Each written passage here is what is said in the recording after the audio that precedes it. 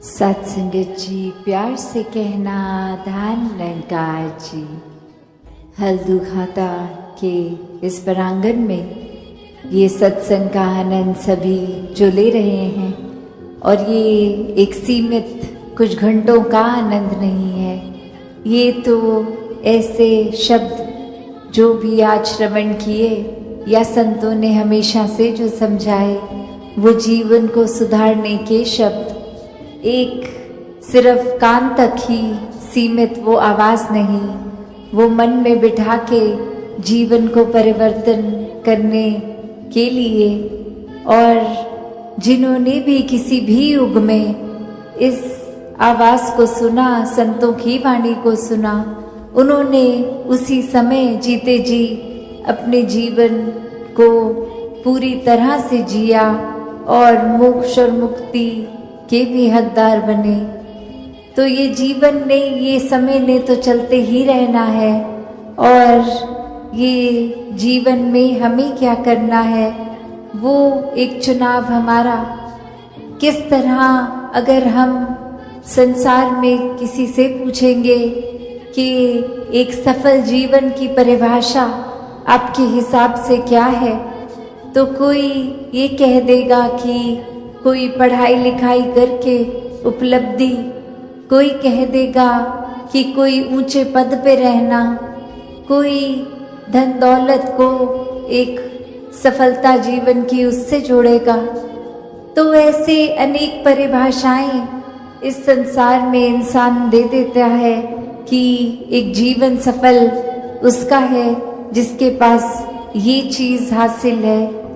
पर किसी भी युग में संतों से जब सुना कि सफल जीवन की परिभाषा क्या है, तो संतों ने यही समझाया कि इस जीवन में आने का जो उद्देश्य, ये भाव मन का कहाँ से आए हैं, कहाँ जाना है, ये परमात्मा की प्राप्ति, इस परमात्मा के हो जाना, इस परमात्मा में एकमिक हो जाना, इस परमात्मा के एहसास में रहना, ये ब्रह्म ज्ञान द्वारा जीवन को सफल कर लेना ही असल में सफलता है। चाहे इस परमात्मा ने रहने के लिए जो व्यवस्था करी है, चाहे वो महल रूप, चाहे झोपड़ी रूप, चाहे किसी तरह का भी कल्चर एक रहना, किसी तरह का भी खाना पीना, तो ये सब मुबारक है। जीते जी जिम्मेवारियां भी निभाना मुबारक है। एक भक्ति करनी है तो जिम्मेवारियों को सांसारिक रूप, सामाजिक रूप, ये सेवा भाव तभी आएगा सबके प्रति जब अपनत्व का भाव होगा। तो ऐसे तो जीना है एक अपने कर्तव्यों को पूरे करते करते। पर हर संत ने समझाया कि इस दुनिया में रहना है, पर इस दुनिया में इस तरह खचित नहीं होना कि इस परमात्मा के प्रति ही ध्यान न जाए।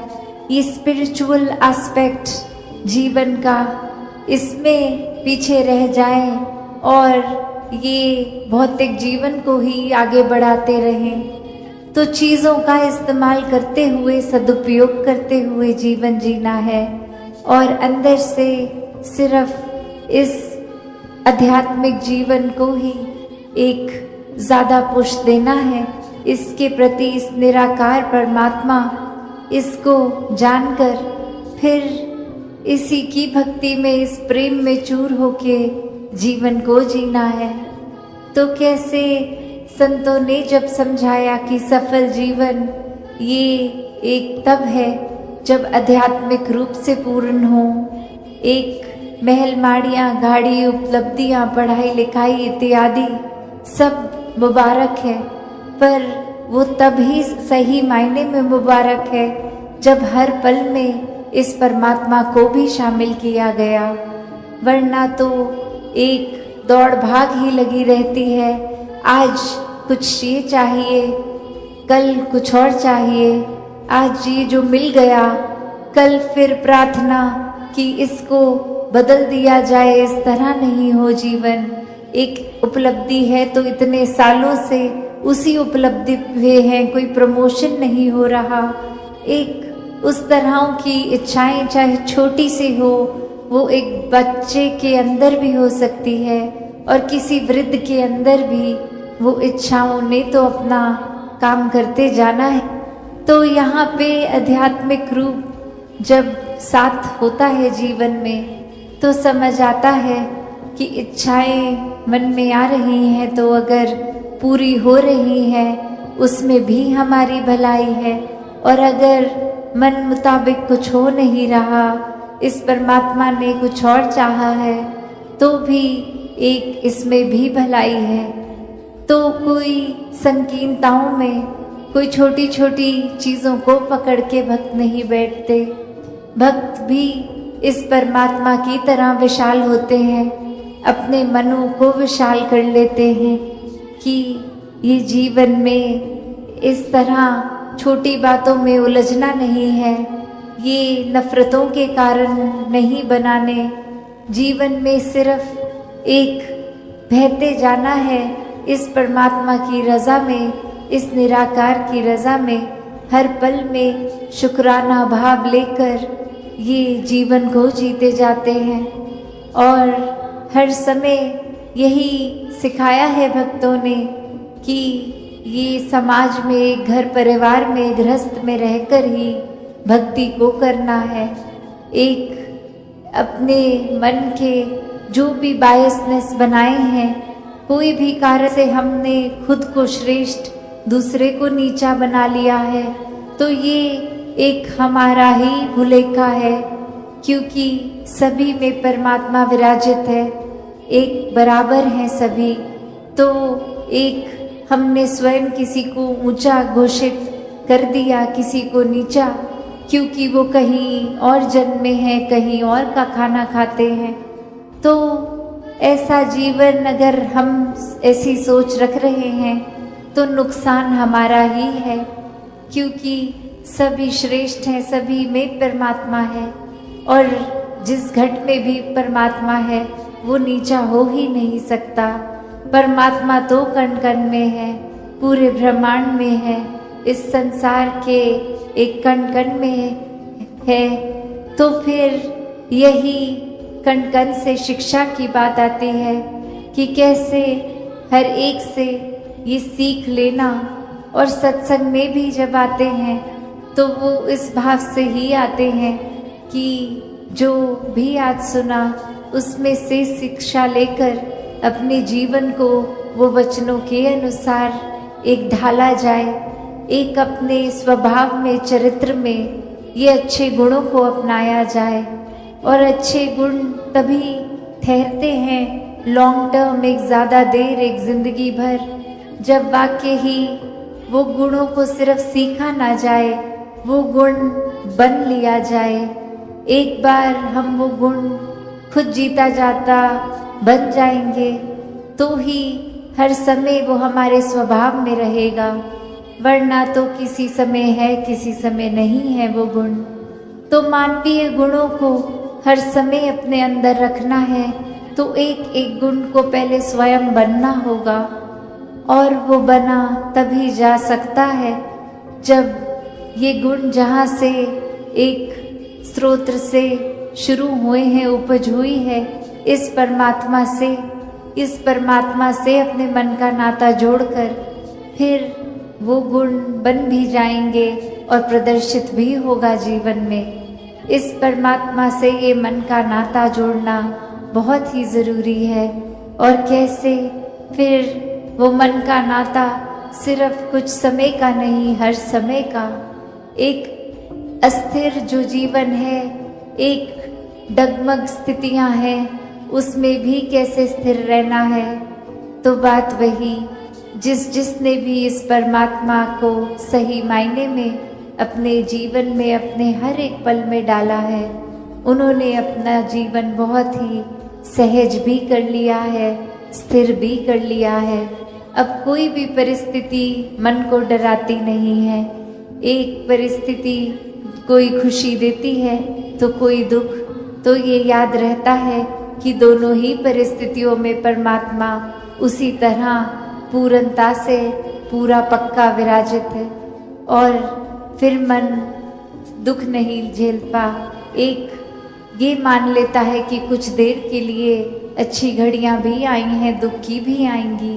एक भागना नहीं है परिस्थितियों से, हर एक परिस्थिति में प्रभु परमात्मा का प्रसाद ही वो परिस्थिति है, उसको उस तरह ही जीना है।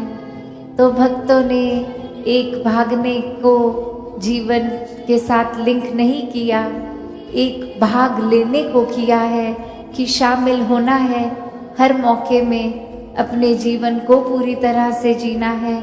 और पूरी तरह से तभी जी पाएंगे जब ये परमात्मा भी उस पल में शामिल हो। दूसरों के जीवन के लिए भी वरदान बन पाएंगे जब उनके सुख दुख में एक मन में समर्पित भाव परमात्मा की ओर लिए ये सेवा भाव को रखेंगे, तो ही एक दूसरों के जीवन के लिए भी एक समर्पित जीवन जीकर उनके जीवन में भी अपना पॉजिटिव एक योगदान देते हुए उनके जीवन में भी खुशियाँ ला पाएंगे। तो ऐसा ही जीवन हर कोई जीता जाए। ये भक्ति हर कोई एक असल में जो भक्ति का भाव है वो गुण है, उसको अपना कर करे। कोई छुपे हुए लालच से, कोई डर से नहीं, सिर्फ प्यार ही प्यार इस परमात्मा के प्रति और परमात्मा की बनाई इस सृष्टि, ये हर एक के लिए, इंसानों के लिए एक बिना जाति पाति के दायरे में फंसे सिर्फ और सिर्फ एक हर दिशा में प्यार पहुंचाते रहें। ये ना सोचे कौन अपना है, कौन बेगाना है, कौन हमारे कल्चर का है, कौन अलग तरह से रहते हैं। बस ये प्यार बन के हर एक तक प्यार पहुंचाएं, हर पल में इस निराकार को याद रखें, तभी जीवन वाकई ही सफल जीवन है। वरना तो फिर उसी तरह दुनियावी परिभाषा तक ही जो उपलब्धि आज है कल ना हो, तो फिर उसको एक सफल जीवन नहीं मानता इंसान। तो हर समय ये सफलता में रहना है, इस परमात्मा का सहारा लेकर हर पल बिताना है।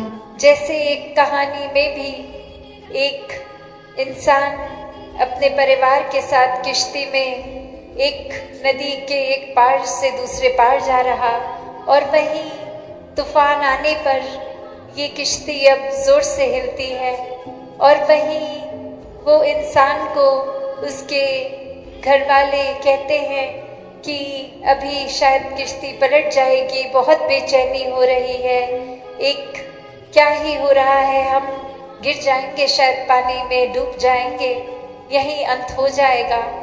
और वहीं उस इंसान के चेहरे पे कुछ भी एक ऐसी बेचैनी नहीं, वो अपने सुकून में उसी तरह मस्त, वही एक्सप्रेशन, वही बॉडी लैंग्वेज के कुछ जैसे स्मूथ पहले थी वो राइड, वो एक पानी जैसे पहले स्थिर, और अब तूफान आने पर भी वो चेहरा वैसे ही जैसे वो स्थिर पानी के वक्त था।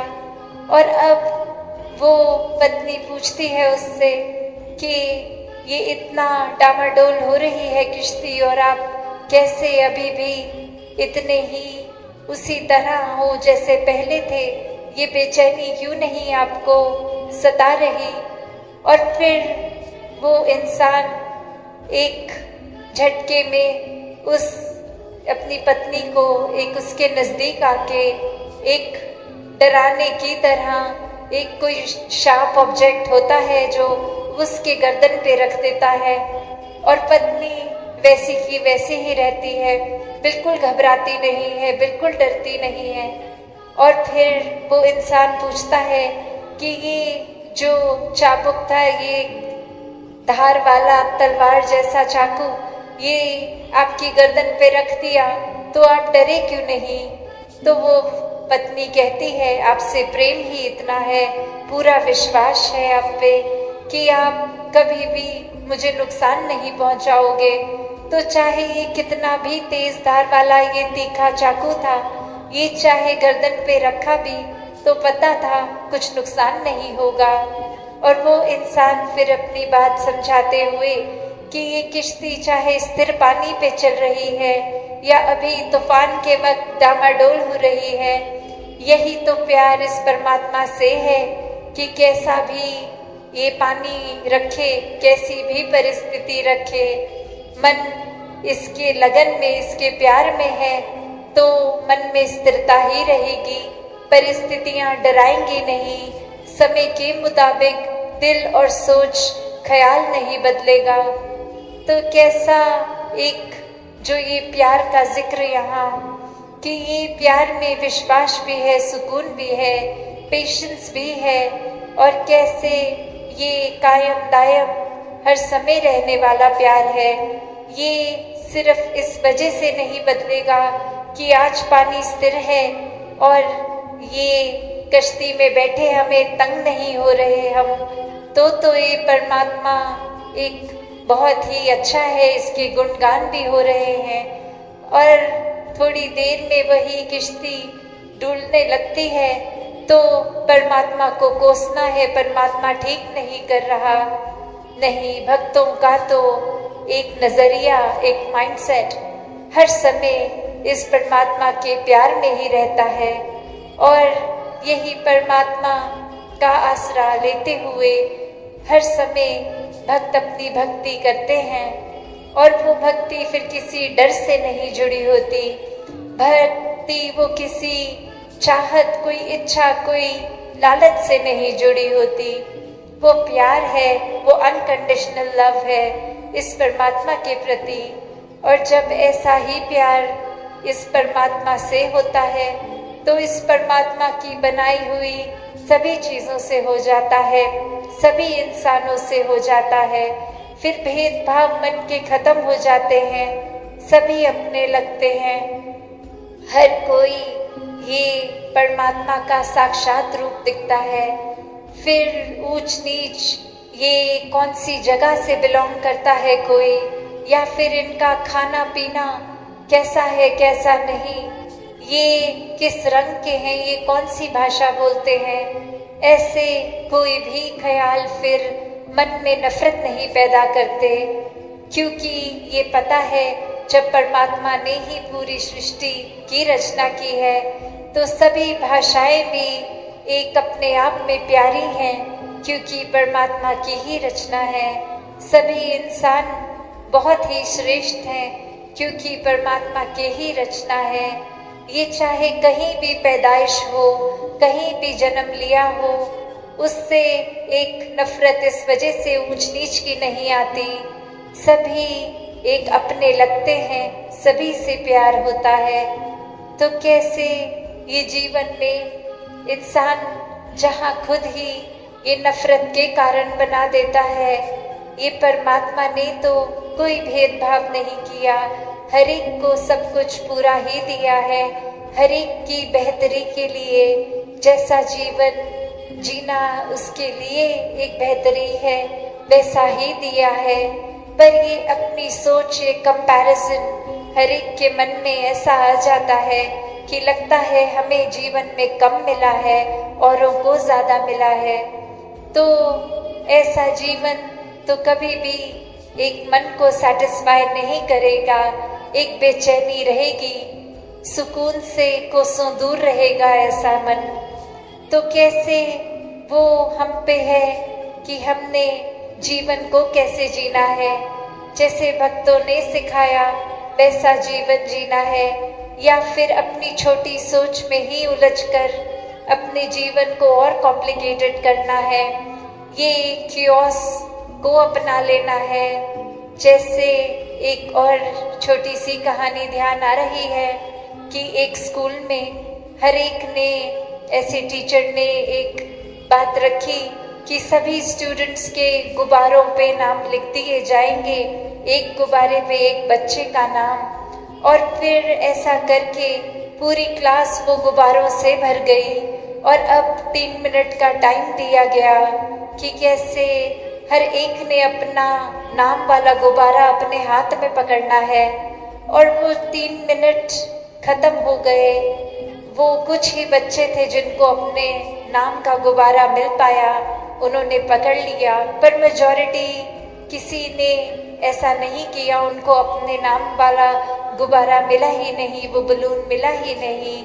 और अब फिर से टीचर कहती है कि जिनको मिल भी गए वो भी वापस डाल दो, ये फिर से ट्राई करते हैं। और अब इंस्ट्रक्शंस इस तरह दी गई कि किसी को जिसके नाम का भी वो बलून मिलता है वो उसको पकड़ा दे। और अब फिर वही 3 मिनट का समय, और जिसके नज़र में जो भी गुब्बारा आया उसमें जिस बच्चे का नाम, वो उसके हाथ में। और 3 मिनट से पहले ही हर कोई अपने नाम वाला वो बलून अपने हाथ में पकड़ के खड़ा। तो कैसे जब तक ये माइंड में कियोस था, ये सिर्फ अपनी ही एक मतलब को पूरा करने का था, तब तक ये सुकून भी नहीं था। और अब इस स्थिति में जहाँ वो बच्चों को भी राहत मिल गई, वो एक चैन आ गया कि चाहे हमें खुद अपने नाम का गुब्बारा मिले ना मिले, जिसको भी मिल जाएगा वो हमें दे ही देगा, और ऐसे हमें भी जिसका मिलेगा उसको पकड़ा देंगे। तो यहाँ ये मन सुकून में। तो कैसे अक्सर दिमाग की ये हमारी ही सोच, ये हम अपने आप को ही ऐसे अपनी सोच में उलझा लेते हैं। कोई भी काम जो बहुत सहजता से, बहुत सिंपली, बहुत पेशेंटली, बहुत ही सुकून से किया जा सकता है, उसको इतना कॉम्प्लिकेट कर लेते हैं कि फिर वो माइंड इतना क्योटिक हो जाता है, हम अपनी अंदर की स्थिरता खो देते हैं। तो ब्रह्म ज्ञान एक ऐसा स्थिर से जुड़ाने वाला टूल, इस निराकार, इस परमात्मा से जोड़ने वाला, कि जब एक बार मन इस निराकार से जुड़ गया तो फिर ये कभी बेचैनी लौट के नहीं आती। हर समय का वो आनंद, वो स्थिरता, वो सुकून जीवन के अंदर। फिर एक हमारा अगर थोड़ी देर के लिए भी मन डामाडोल होता है, फिर ये चेतनता, ये एहसास वापस दिल दिमाग को इस परमात्मा की ओर ही जोड़ता है कि ऐसे इस मटीरियलिस्टिक लाइफ ने ये एस्पेक्ट्स जितने भी हैं सबने बदलते रहना है। आज है कल नहीं है, आज कोई रूप है कल कोई और रूप होगा। तो इसने तो एक फॉरएवर के लिए कांस्टेंट नहीं रहना। तो मन ऐसी जगह पे ना जोड़ा जाए, बल्कि इस निराकार के साथ जोड़ा जाए जो एक कांस्टेंट है, जो एक पूर्णता से एक लौटती एकमात्र ही सच्चाई है, जो हर समय सच था, आज भी है, आगे भी रहेगा, जो समय के साथ सच्चाई बदलती नहीं है।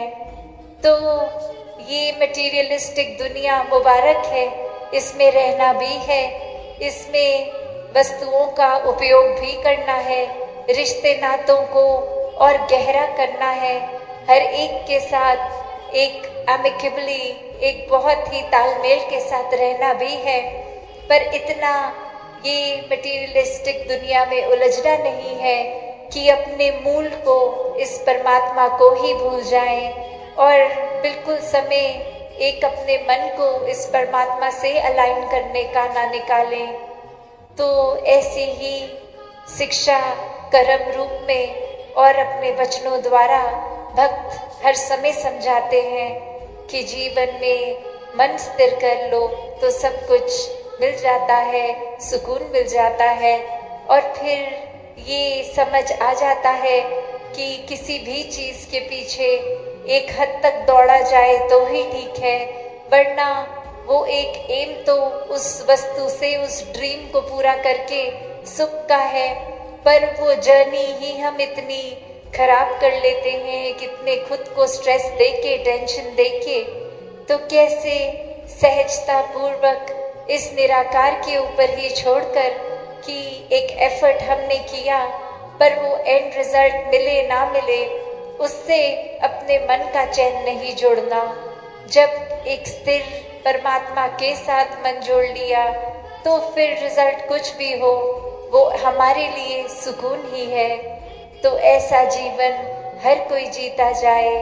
ये सेवा सुमिरन सत्संग से हर कोई जुड़ते हुए इस निराकार को हर समय के लिए मन में बसा के अपने जीवन को चलाएं। साथ संगत जी, धन निरंकार। पटना शहर में आप सबके बीच यहाँ इस भव्य समागम का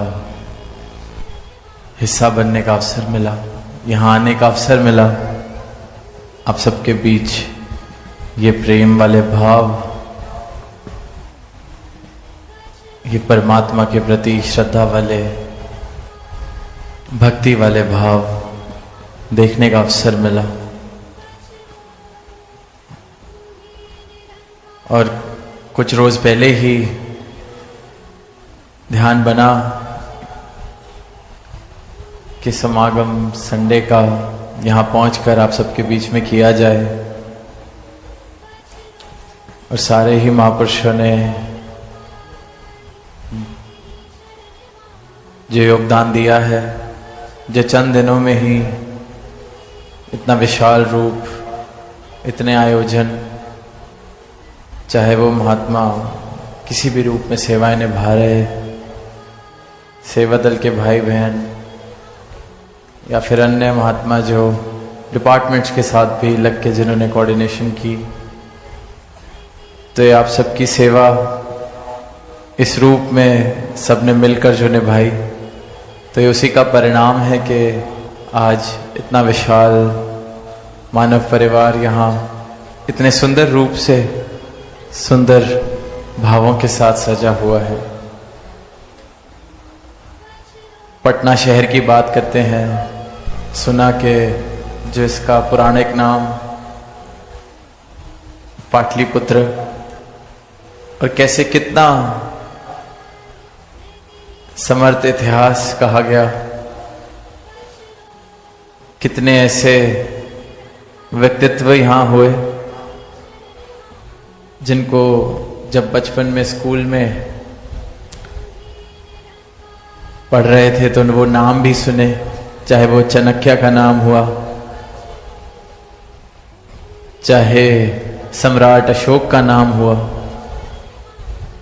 चाहे फिर जब गणित की बात आती है तो आर्यभट्ट का नाम भी यहाँ से जुड़ा हुआ। और पता चलता है कि कितनी ही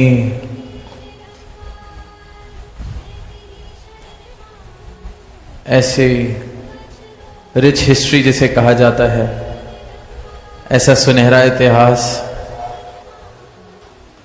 और फिर वहीं वहाँ आध्यात्मिक पहलू भी इतिहास का सुना, जैनिज्म, बुद्धिज्म, सिखिज्म, सबका कहीं ना कहीं कोई ना कोई तार जुड़ी हुई इस जगह से। और फिर जब ग्राउंड पर पहुंचना हुआ तो देखा कि बिल्कुल गंगा के तट पर ये समागम सजा हुआ है, ये पंडाल सजा हुआ है। आंखों से जब देखते हैं, दुनियावी आंखों से, तो भी कितना सुनहरा नजारा कि गंगा बह रही हो और ये तट पर समागम संत इकट्ठे हुए हैं। तो इतना सुंदर नजारा, और उसको और खूबसूरत आप सबकी मौजूदगी ने, आप सबके भावों ने, क्योंकि ये भाव हैं सच्चाई वाले, ये भाव हैं भक्ति वाले, ये मौजूदगी है परमात्मा के यशोगान के लिए। ये मौजूदगी जो हुई है, ये हाजिरी जो बनी है, ये आवाज देने के लिए इस मानव परिवार को, सारे संसार को, कि परमात्मा को पाया जा सकता है, भ्रमों से निजात पाई जा सकती है, दीवारें घेरी जा सकती हैं, एक सुंदर परिवार, ये सारा संसार बन सकता है। इन भावों के साथ आप सब पहुंचे हैं, तो इसलिए ये मौजूदगी मुबारक है। गंगा की तरफ ध्यान जब गया कि हम इस तट पर बैठकर यहाँ समागम कर रहे हैं, और बीच में नदी बह रही है, और दूसरी ओर दूसरा किनारा, दूसरा छोर, तो यही भाव आए कि जैसे जन्म है वह एक छोर है और मृत्यु है वो दूसरा छोर है, और जो बीच में बह रहा है, जैसे यहां गंगा बह रही है, तो जन्म और मृत्यु इन दो छोरों के बीच में, इन दो तटों के बीच में जो बह रहा है वो जीवन है। वो जीवन जो हम सबको अवसर मिला है जीने का। जन्म लिया तो जाहिर सी बात है मृत्यु भी एक दिन आएगी,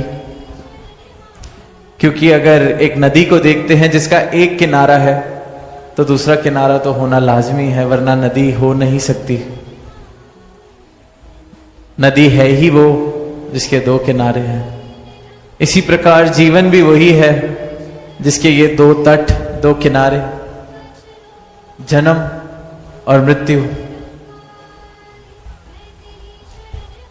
अक्सर हम कहते हैं कि जन्म शुरुआत है, मृत्यु अंत है, पर सही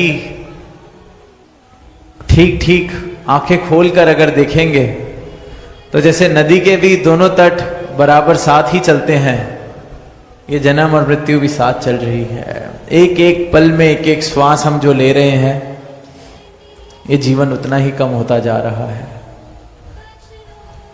ये शुरुआत और अंत नहीं, ये साथ साथ ही चल रही है।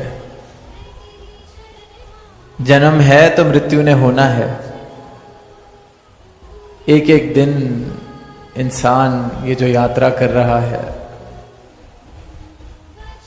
एक एक दिन, एक एक श्वास बहुत कीमती, ये जीवन बहुत कीमती है। अब ये एक एक मानव के हाथ में है कि जो उसका जीवन है वो गंगा की तरह पवित्रता प्राप्त करे। जैसे हम कह रहे हैं कि कितनी पवित्र ये नदी, कितनी इसकी पावनता, शीतलता का हम जिक्र करते हैं, पढ़ते हैं, कितने भाव जुड़े हुए आस्था वाले। गंगा नदी का पानी किस प्रकार देखते हैं दुनिया में, क्या अहमियत दुनिया देती है। और वहीं दो किनारे तो एक गंदे नाले के भी होते हैं, जहां नाला बह रहा हो वहां भी दो तट हैं। तब हमने अपने जीवन को कौन सी दिशा देनी है, हमने अपना जीवन कैसा बनाना है, गंगा की तरह पावन पवित्र, या फिर गंदगी वाला पानी बह रहा हो वैसा जीवन। ये निर्णय हमारे हाथ में है, एक एक मानव के हाथ में है। तट दो छोर हर मानव को मिले हैं, मृत्यु और जन्म। ये जो बीच का जीवन जो बह रहा है वो पावन पवित्र हो, गंगा जैसा, या एक गंदे पानी का प्रभाव, गंदे पानी का नाले जैसा जीवन हो। तो क्या प्रेम बहे उस जीवन में? जन्म और मृत्यु के बीच अगर मेरे जीवन में कुछ बहे तो क्या प्रेम बहे या वैर, ईर्ष्या, नफरत बहे? विशालता वाले भाव बहें या संकीर्णता वाले भाव बहें? क्या मेरा जीवन, मेरे जीवन की ये जो नदी है ये भ्रमों से भरी हो या इस ब्रह्म के परिचय से? क्या ये शिकवों से भरी हो या शुक्राने से?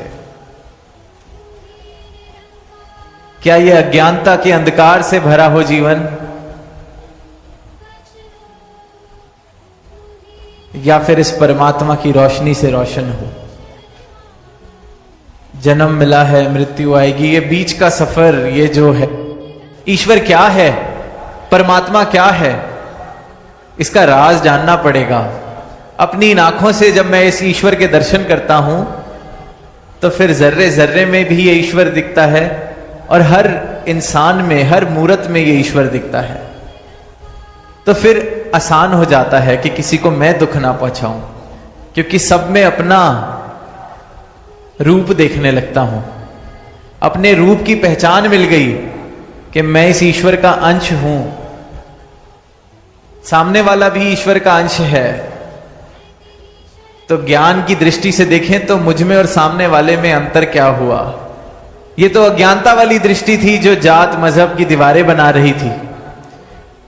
ये तो अज्ञानता वाली दृष्टि थी जो ऊंच नीच के भाव, जात के भाव, कुल के भाव, कुंभ के भावों पर नफरत कर रही थी। पर ये गुरु के ज्ञान की जो दृष्टि मिली है, नजर मिली है, उससे तो ये समझ आ गया है कि फर्क क्या है। जिसने मुझे बनाया उसने ही सबको बनाया है। जो मुझ में बस रहा है वही परमात्मा सब में बस रहा है। जिसमें मैं बस रहा हूं उसी में सब बस रहे हैं। तो फर्क क्या हुआ? फिर अहिंसा वाले भाव स्वाभाविक हो जाते हैं। खुद को कोई कैसे दुख पहुंचाए, खुद का कोई कैसे नुकसान करे। अहिंसा परमो धर्मा, किसी का हृदय ना दुखाएं। अपना सुख चाहते हैं तो किसी को दुख ना पहुंचाएं। अब हम जब संसारिक दृष्टि से देखते हैं तो बड़े सौदेबाजी वाली बात लगती है कि मैं किसी का नुकसान नहीं पहुंचाऊंगा, वो भी मेरा नुकसान नहीं करेगा। क्योंकि इंसान ने हर चीज मुनाफे और नुकसान में बांध ली है। तो इन भावों को भी इसी तरीके से सोच लिया है कि इसको मैं कुछ नहीं कहूंगा, ये मुझको कुछ नहीं कहेगा। पर हृदय में मेरा पूरा पूरा इरादा है कि अगर इसके अंदर समर्था खत्म हो जाए मेरा नुकसान करने की, तो मैं इसको दुख जरूर पहुंचाता। तो फिर मन में अहिंसा कहां आई? मन में तो भाव है कि बस ये मेरा कुछ ना कर सके, फिर इसको मैं नुकसान पहुंचाता हूं। इसे अहिंसा नहीं कहा जा सकता। ये तो कह लीजिए या सौदेबाजी है या कायरता है। डर है कि मैं कुछ करूंगा ये मेरा कुछ कर देगा, इसलिए शांत बैठा हूं। अहिंसा तो वो हुई कि हृदय में प्रेम है, हृदय में नुकसान वाले भाव नहीं। और जब हृदय में प्रेम आ जाए, किसी को दुख पहुंचाने वाले भाव ना हो, दुख पहुंचाने वाले भाव खत्म हो जाएं, तो जो बचेगा वो सुख है, जो बचेगा वो आनंद है। सौदेबाजी वाले आनंद की या सुख की बात नहीं की जा रही कि दुख पहुंचाओगे तो सामने वाला दुख देगा। तो उस हिसाब से जो तो निर्बल है, जिसका शोषण किया जा सकता है, उसको तो दुख पहुंचाया जाए, क्योंकि ये बेचारा क्या कर लेगा। पर इससे कोई सुख की हासिल नहीं होने वाला। सुख उस भाव में है कि मन में मेरे प्रेम, मन में मेरे सुख पहुंचाने वाले भाव, किसी को दुख ना पहुंचाने वाले भाव हैं। और जब हम किसी को दुख देते हैं तो किसी और ने आके हमें दुख नहीं देना, उसी पल में हम खुद को दुख दे रहे होते हैं। सदगुरु माता जी अक्सर कहते हैं, कोयला उठा के फेंकेंगे किसी की ओर तो हाथ अपना जलता है। वो हाथ जो जल रहा है वही दुख है। किसी ने आगे आके कोई गणित बता के हिसाब किताब करके दुख नहीं देना। दुख तो मैं खुद दे रहा हूं। जब किसी और को दुख देने की चेष्टा करता हूं, मैं खुद को दुख दे रहा हूं। तो सही मायनों में अहिंसा वो अहिंसा नहीं जो डर के कारण की जा रही है, वो तो हृदय में हिंसा ही भरी हुई है। अहिंसा सही मायनों में वो है कि मेरे हृदय में प्रेम है, हृदय में ये भाव है कि मैंने दुख नहीं पहुंचाना, क्योंकि इस परमात्मा के दर्शन में कर रहा हूं सब में, इस ईश्वर के दर्शन में कर रहा हूं सब में। तो ये जीवन है जिसको कहा जा सकता है कि रूपांतरित हुआ। इस जीवन में बदलाव आए।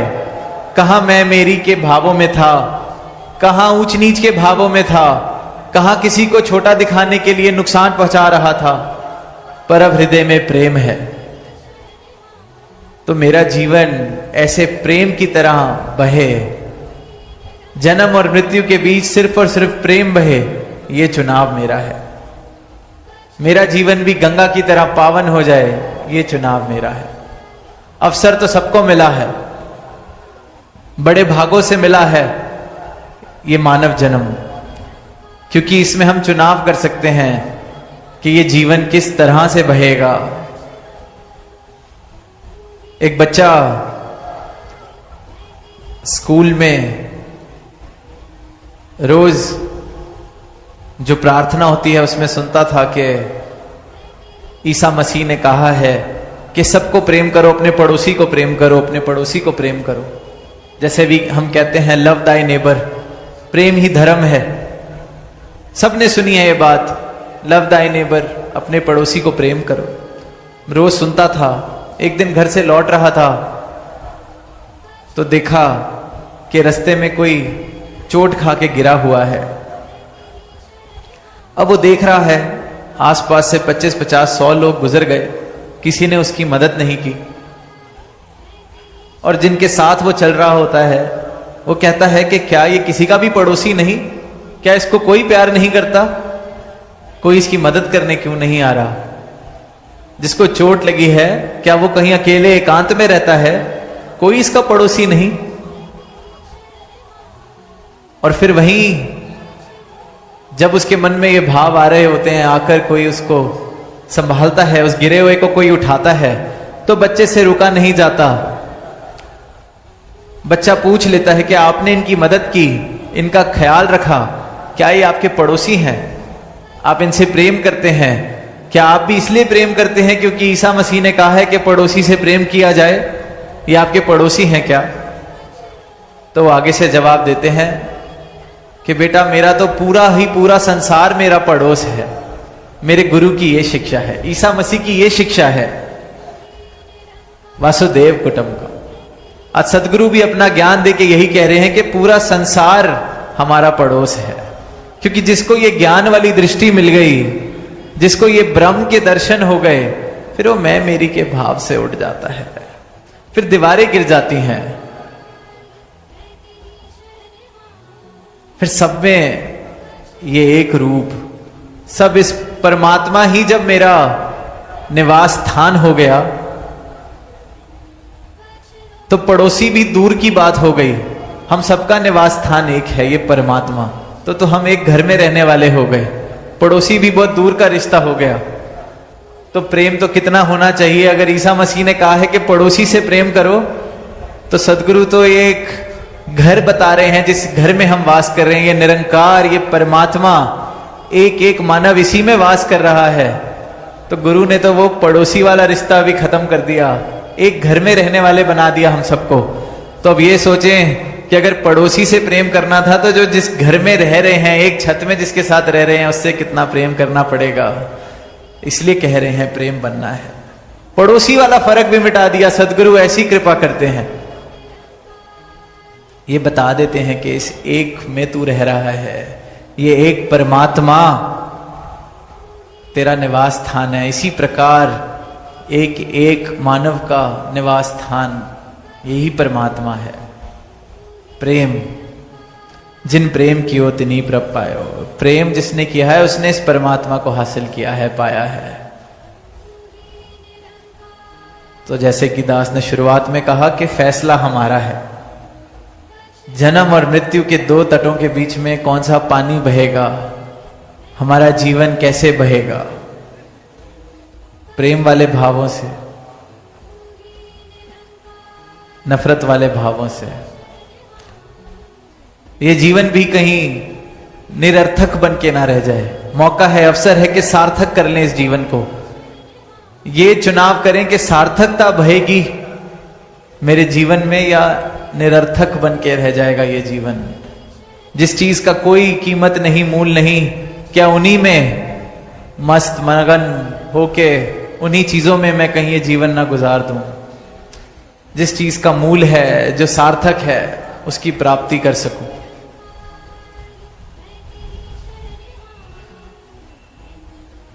भक्ति में कहते हैं कि जिसने समर्पण किया उसने आनंद लिया। तो ये हमने चुनाव करना है कि मैंने अहंकार बहेगा जन्म और मृत्यु के बीच में, या समर्पण के भावों से अहंकार को तज कर मैं इस निरंकार को प्राप्त करूंगा। आर्यभट्ट का जिक्र हुआ तो कहते हैं कि उन्होंने ही शून्य का आविष्कार किया था। गणित में जो संख्या है शून्य, उसका आविष्कार आर्यभट्ट जी ने किया। तो जब जब आध्यात्मिकता में शून्य की बात होती है तो अक्सर ये कहते हैं कि खुद को शून्य कर लें। खुद को शून्य जिसने किया वो फिर बस इस जीवन में ये एक रह जाता है, ये परमात्मा। खुद को मैंने शून्य कर लिया, मतलब अपना अहंकार तज दिया, अपनी मैं को तज दिया, तो सिर्फ ये शेष रहता है, ये एक रह जाता है, ये एक परमात्मा। इस प्रकार से अपनी मैं को खत्म करा कि मुझ में और इस परमात्मा में भी फिर कोई फर्क नहीं रहता। राम कबीरा एक भय, कोई ना सके पहचानी, क्योंकि खुद को खत्म कर लिया। जैसे ये नदी जो बह रही है जाके समुद्र में मिल जाए तो फिर कौन बताएगा कि कौन सा पानी नदी से आया था, कौन सा पानी समुद्र का था। राम कबीरा एक भय, पर खुद को शून्य करना पड़ेगा। एक होने के लिए खुद को शून्य करना पड़ेगा। और जो जो शून्य करने के लिए राजी हुआ है, जिस जिसने सदगुरु के चरणों में ये सर झुकाया है, खुद को शून्य किया है, अपनी मैं को छोड़ दिया है, फिर वो ये निरंकार, खुद ही निरंकार वाला रुतबा उसका हो जाता है। ब्रह्म ज्ञानी आप निरंकार। निरंकार का न्याय, ईश्वर का न्याय। साथ संगत जी, आशा करता हूँ निरंकार की कृपा से आप सभी अच्छे होंगे, स्वस्थ होंगे।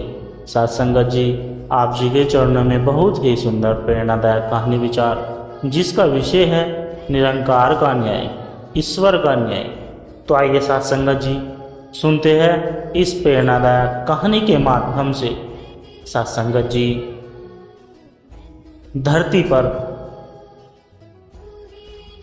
पर मनुष्य अपने न्याय के लिए अदालतों, कानूनों और सबूतों पर निर्भर होता है, परंतु जब सब दरवाजे बंद हो जाए, जब कोई सच में न माने, जब अन्याय की धूल आंखों पर छा जाए, तब एक न्याय ऐसा है जहां न रिश्वत चलती है, न झूठ की गवाही चलती है, और न ही किसी का ओहदा मायने रखता है।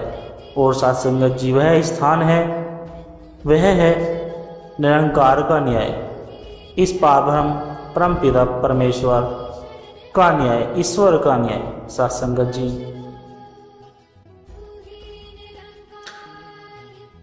ईश्वर के न्याय की प्रक्रिया हमारी सोच से परे है।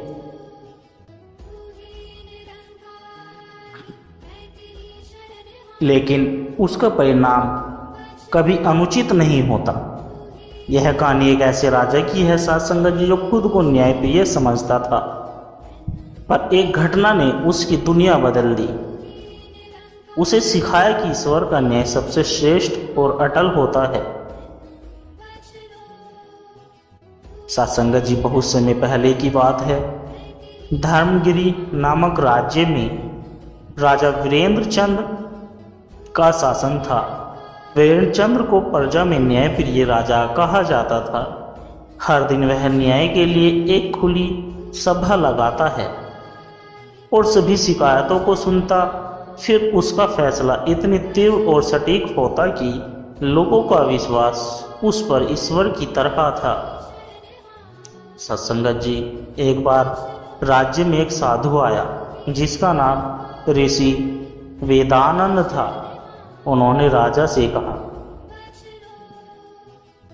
राजन, तुम्हारा न्याय प्रशंसनीय है, परंतु क्या तुम यह मानते हो कि तुमसे बड़ी कोई न्याय की शक्ति नहीं है? राजा मुस्कुराया, निसंदेह ऊपर बैठा ईश्वर ही अंतिम न्याय करता है, परंतु जब तक प्रजा मेरे पास आती है, मैं ही उसका प्रतिनिधि हूँ। साधु ने गंभीर होकर कहा, तो आज मैं तुम्हें एक ऐसी परीक्षा में डालने आया हूँ जहाँ केवल निरंकार का न्याय ही विजय पाएगा। सत्संगत जी, एक दिन एक व्यापारी रोता हुआ दरबार में आया। उसने बताया कि उसके घर से बहुमूल्य रत्न चुराए गए हैं और उसने चोरी का शक अपने नौकर अर्जुन पर जताया। अर्जुन एक ईमानदार और सच्चा युवक था। राजा ने सारे साक्ष्य सुने, सब कुछ अर्जुन के खिलाफ लग रहा था। राजा ने गुस्से में कहा, साक्ष्य अर्जुन के विरुद्ध है, अतः इसे 10 साल की सजा दी जाती है। अर्जुन रोते हुए कहता है, महाराज मैंने कुछ नहीं किया, मैं निर्दोष हूँ। भगवान सच्चाई जानता है पर कोई नहीं सुनता। उसी रात ऋषि वेदानंद पुनः प्रकट हुए और बोले, राजन यह मामला न्याय से अधिक निरंकार की योजना से जुड़ा हुआ है। 1 वर्ष बाद सब स्पष्ट होगा। अर्जुन कारागार में था और हर दिन भगवान से प्रार्थना करता है, निरंकार तू ही जानता है मैं निर्दोष हूँ, मुझे तेरा न्याय पर भरोसा है। 1 वर्ष बीता। व्यापारी के घर में एक अग्निकांड हुआ। सफाई के दौरान दीवारों के पीछे छिपाए गए वही रत्न मिले जो चोरी हुए थे। व्यापारी ने डरकर स्वीकार किया, मैंने ही रत्न छिपाए थे ताकि बीमे के पैसे मिले। अर्जुन पर झूठा दोष लगाया।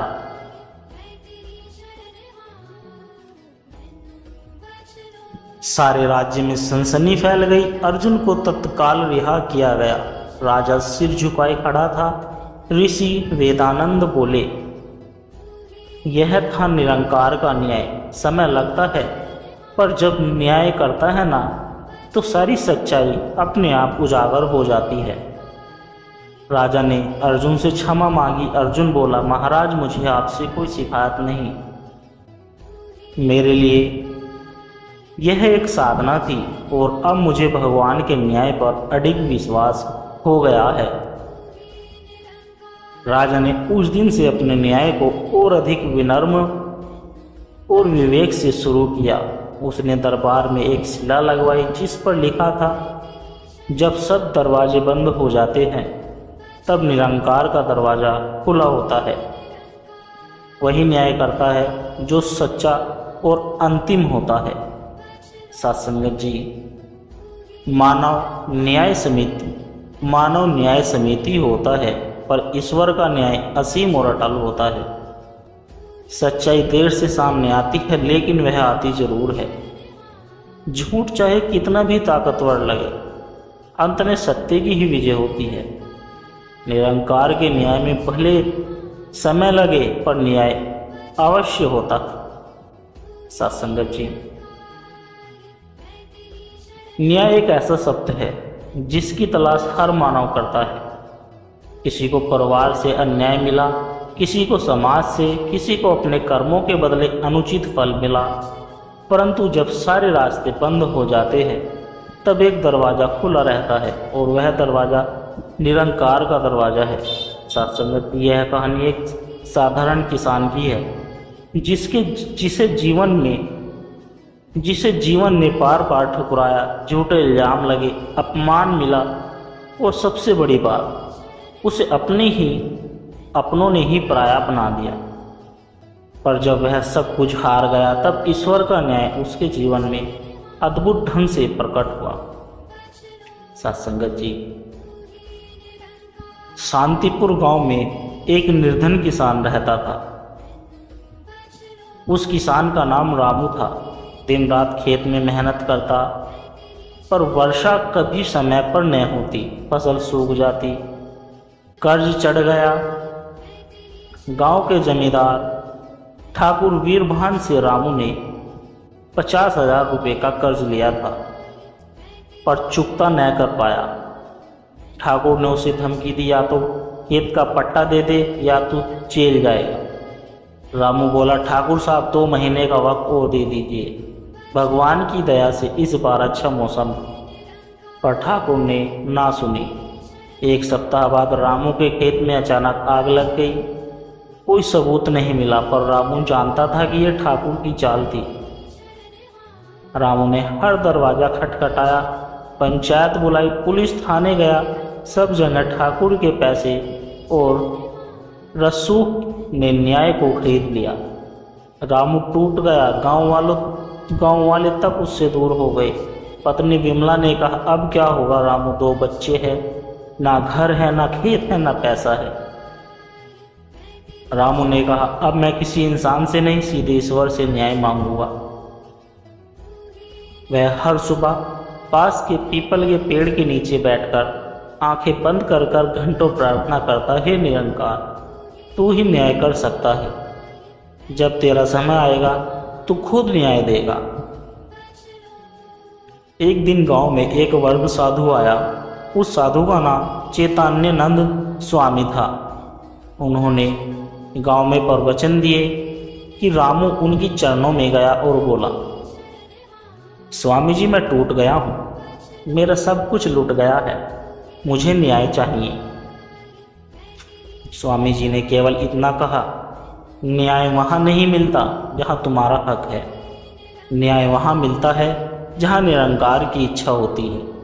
तू प्रतीक्षा कर, समय बहुत पास है। कुछ ही दिनों में ठाकुर वीरभान के खिलाफ आयकर विभाग की रेड पड़ी। हवेली सील हो गई, बैंक अकाउंट फ्रीज हो गए। जांच में पता चला कि ठाकुर ने कई गरीब किसानों के नाम पर नकली ऋण उठाकर घोटाला किया था। रामू का नाम भी सूची में था, लेकिन सबूतों ने साबित किया कि ठाकुर ने रामू के खेत को जलाया, जमीन हथियाई और सरकारी अनुदान हड़प लिया। सरकार ने रामू को मुआवजे में 5 एकड़ जमीन और 2 लाख रुपए की सहायता राशि दी। गांव में सब चौंक गए। रामू अब सुखी था, लेकिन अहंकार नहीं आया। उसने गांव में एक छोटा सत्संग भवन बनवाया, जहां रोज शाम को भजन होता। वहां बच्चे बैठते और कहते, बच्चों, जब इंसान न्याय न कर पाए, जब झूठ सच्चाई को दबा दे, जब दुनिया तुम्हें गलत समझे, तब निरंकार पर भरोसा रखना। उसका न्याय देर से आता है, पर आता जरूर है, और जब आता है तो पूरी दुनिया दिखाई देती है। ईश्वर का न्याय विलंबित हो सकता है, लेकिन अंधा नहीं हो सकता। जब सब साथ छोड़ दे, तब भी निरंकार साथ देता है, अगर श्रद्धा और धैर्य बना रहे। अपमान, अन्याय और अंधकार सब निरर्थक हो जाते हैं जब ईश्वर स्वयं न्याय करता है। हमें निरंकार के न्याय पर विश्वास रखना चाहिए, क्योंकि वो न्यायपूर्ण होता है, न कि अधिक और न ही कम।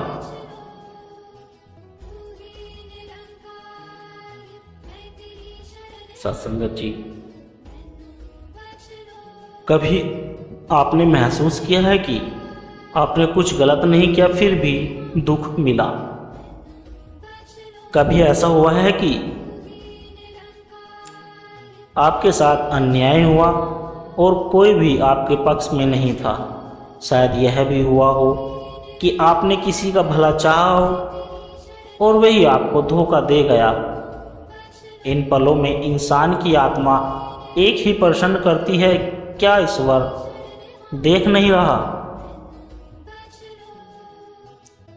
उत्तर है, देख रहा है, लेकिन वह न्याय अपने समय पर करता है।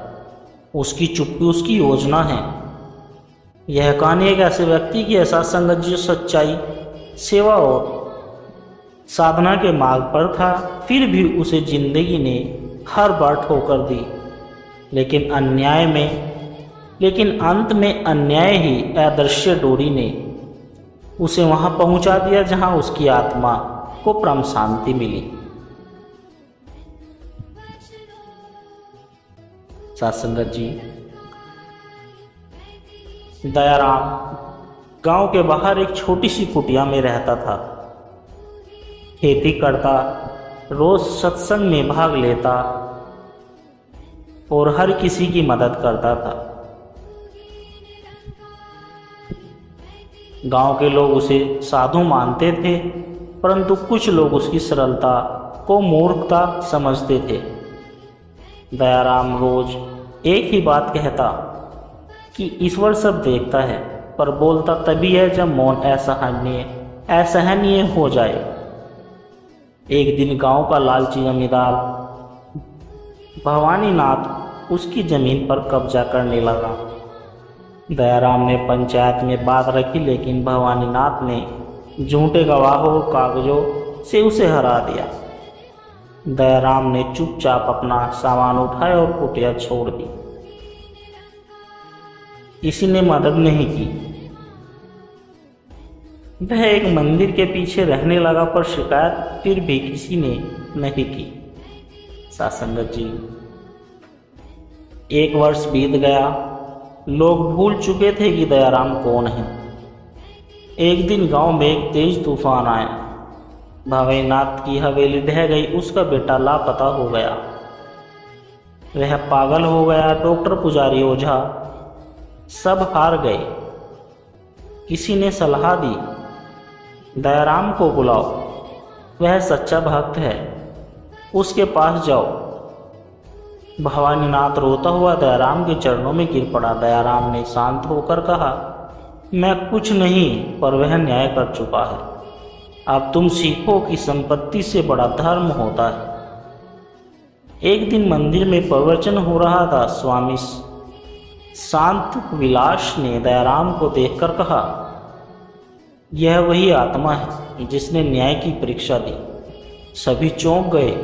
स्वामी जी ने बताया कि मौनी बाबा जो हर रोज मंदिर के पीछे बैठते हैं, वही थे भगवान के दूत, जिन्होंने पूरे समय दयाराम की परीक्षा ली। दयाराम ने पूछा, तो क्या मेरी सारी पीड़ा देखी जा रही थी? स्वामी जी मुस्कुराए और बोले, बिल्कुल। जब भी तुम रोए, मौनी बाबा मौन में ईश्वर से बात कर रहे थे। न्याय तुम्हारे धैर्य के अनुरूप परिपक्व हो गया था। जब समय आया, उसने चुपचाप भवानीनाथ को उसका तर्क तोड़ा। यही है निरंकार का न्याय। सासंग जी, दयाराम अब गांव का मार्गदर्शन बन चुका था, पर उसने कोई पद नहीं लिया। उसने केवल इतना कहा, जिन्होंने मेरा अपमान किया वे मेरे गुरु बने, जिन्होंने मुझे छल किया वे मेरी तपस्या बने, और जिन्होंने मुझे प्रेम किया वे मेरे परमात्मा की झलक बने। सासंगत जी, ईश्वर का न्याय तत्कालीन नहीं पर पूर्ण होता है। जब तुम्हारे साथ अन्याय हो तो ईश्वर पर भरोसा मत खोना, वो तुम्हारी परीक्षा ले रहा है। इंसानी न्याय अदालत में होता है, ईश्वरीय न्याय आत्मा के दरबार में होता है। मौन में सबसे ऊंची आवाज होती है निरंकार की। सासंगत जी, क्या आपने कभी सोचा है कि जब आप सच्चे हो फिर भी दुनिया आपको गलत समझे, तब क्या होता है? सत्संगत जी, यह कहानी दयाराम की थी, जो एक साधक था जिसे अन्याय सहना पड़ा, लेकिन अंत में उसे निरंकार का दिव्य न्याय मिला। सत्संगत जी, दास के द्वारा कहे गए प्रेरणादायक कहानी विचार यदि आप जी को अच्छे लगे हो तो वीडियो को लाइक करें, शेयर करें और कमेंट बॉक्स में धन निरंकार जी जरूर लिखें। और सत्संगत जी, हमारे चैनल को सब्सक्राइब जरूर कर दे और दास को आशीर्वाद दे। सत्संगत जी के हर रोज आप जी के चरणों में ऐसी ही एक प्रेरणादायक कहानी लेकर आता रहूं। सत्संगत जी, प्यार से कहना, धन निरंकार जी।